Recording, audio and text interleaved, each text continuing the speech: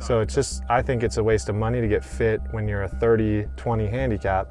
I think you have to improve your game with what you got and find like the good looking swing and then go get fit once you get down to like a 13, 12, 11, 10. Yeah, no, I get that.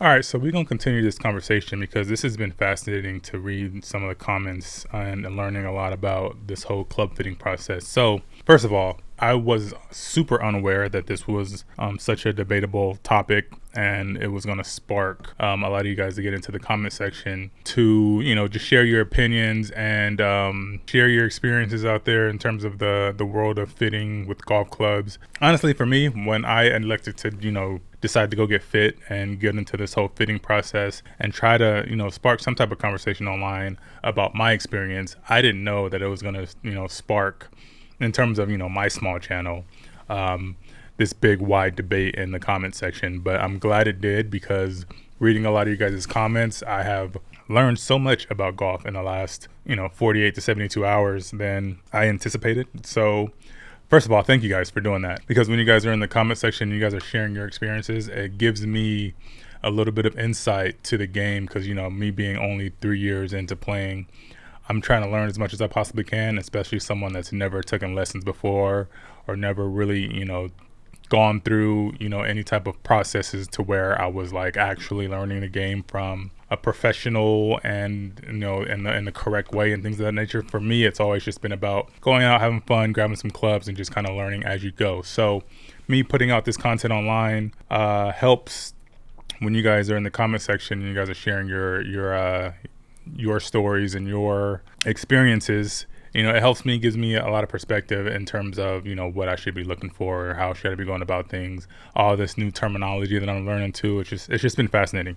So in efforts to keep this conversation going, because like I said, it's just fascinating to me and I want to hear more about what you guys have to say, I just recently went out and played golf yesterday, and I was with my boys, the Duffer's Diary, aka Kyle, and my boy Fritzy Golf.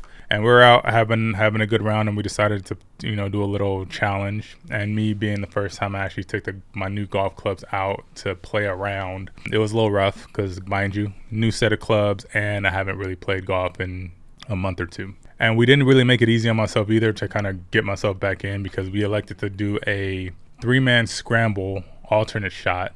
And if you guys ever have played that type of format before, you know how difficult that is when you don't really know which the next shot you're going to hit and things of that nature. But that's not for this video. That video is going to be out shortly. We actually did film that video.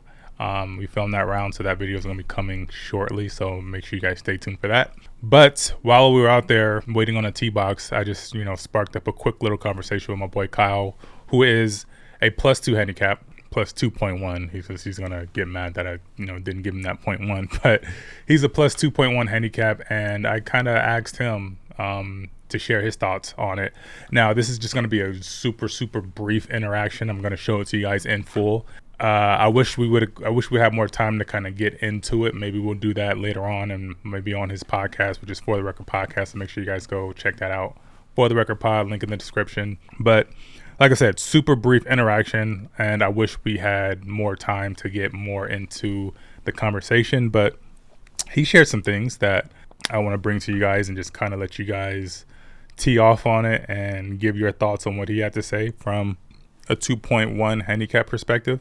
One of the biggest things that he kind of mentioned was if you're anywhere of like a plus 25, plus 30 handicap, that it doesn't really benefit you a whole lot to go get fitted. And I thought that was interesting coming from him.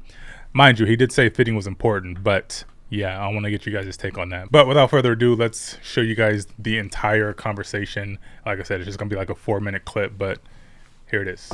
So now that, you know, I've just recently posted some videos that was gaining some traction on YouTube. What are your thoughts on club fitting? I think it's very important, but I also think that if you're like a 30 handicap, it's not going to change anything. So like there's a common concession on the in the comment section. People are saying that the club head absolutely matters, going from like, you know, TaylorMade, Callaway, Titleist.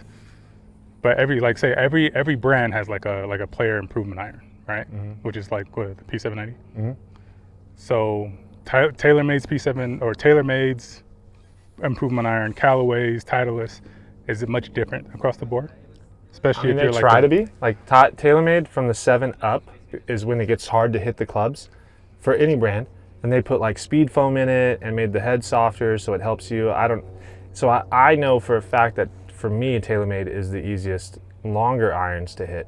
And anytime I try to hit a longer iron in the Titleist or the Callaway option, I just suck. Does it, I mean, have you ever gamed anything other than TaylorMade? Yeah, I had the T100s. Did you like them? No, I returned them Why didn't you like them? because the same thing. I could not. Couldn't hit them? I could hit them, but I couldn't control them how I wanted to control them. But the T100s though, and They're P790s aren't. No, before the P790s, I had the TaylorMade P7MBs, the blades, Yeah. and I loved those. See, I hit those in Roger Dunn once, and I was striping it. Yeah, I love It just those wasn't ones. going as far as my P790s, obviously, but Well, that's the thing. The center of the face for the blades is so much better feeling than any center of the face that I've hit on any other club. But if you're at half an inch outside center, it's just shit.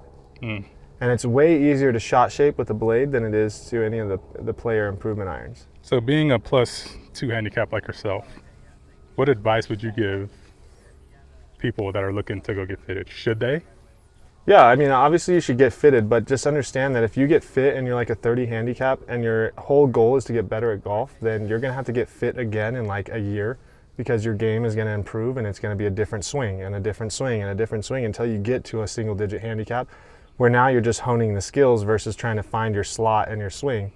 And everything is fit to your current swing. So as the swing improves and it changes and gets better, then the clubs aren't gonna fit the swing that you have. Yeah, no, So I get it's just, I think it's a waste of money to get fit when you're a 30-20 handicap. I think you have to improve your game with what you got and find like the good looking swing and then go get fit once you get down to like a 13, 12, 11, 10. So when somebody's going into a fitting though, should they go in with a preconception of like, this is the club or this is the brand that I want to kind of stick to? Not if you're a high handicap, You should be wide open open. to anything, yeah. But if you were like one of the lower handicaps, Like if I were to go in, I know what I want, you know? And I already know my lie angles and my adjustments. so and why would you everything go like in? that. Huh? Why go in? Just to get the numbers and the data and see what's out there? Yeah, well, the same thing. Like if I'm going in and I'm struggling, for example, like right now I'm struggling with shafts on my driver and I'm fighting through it and adjusting the kick point and I want my dispersion to be less, then it would need to be, I'm going in to get fit to find a shaft that kicks at my specific swing. So as you get into a lower handicap, you're getting fit again for things that are going to benefit your swing. So I like it. We should touch on that on the podcast. Let's do it. All right, guys, there you have it. He said some things in there. First of all, do you guys agree with him? Disagree? Let's continue the conversation, spark up the debate in the comment section.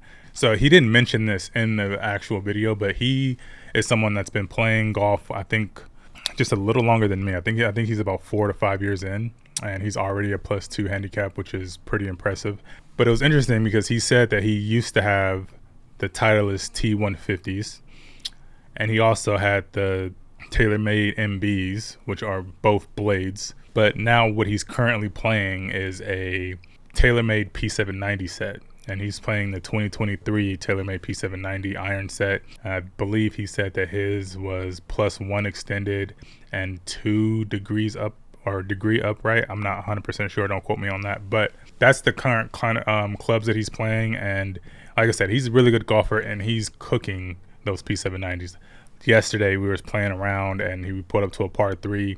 It was a 150-yard par 3 or something like that. He pulled out a pitching wedge and he proceeded to fly the green and he cooked it like he put his pitching wedge like 160. So kind of crazy. Maybe he should probably benefit and go back down to like a blade, and I think he'll be better off with that type of situation. But like I said, I'm curious to hear what you guys think. Start the conversation in the comment section below, and we'll catch you guys in the next video. Peace.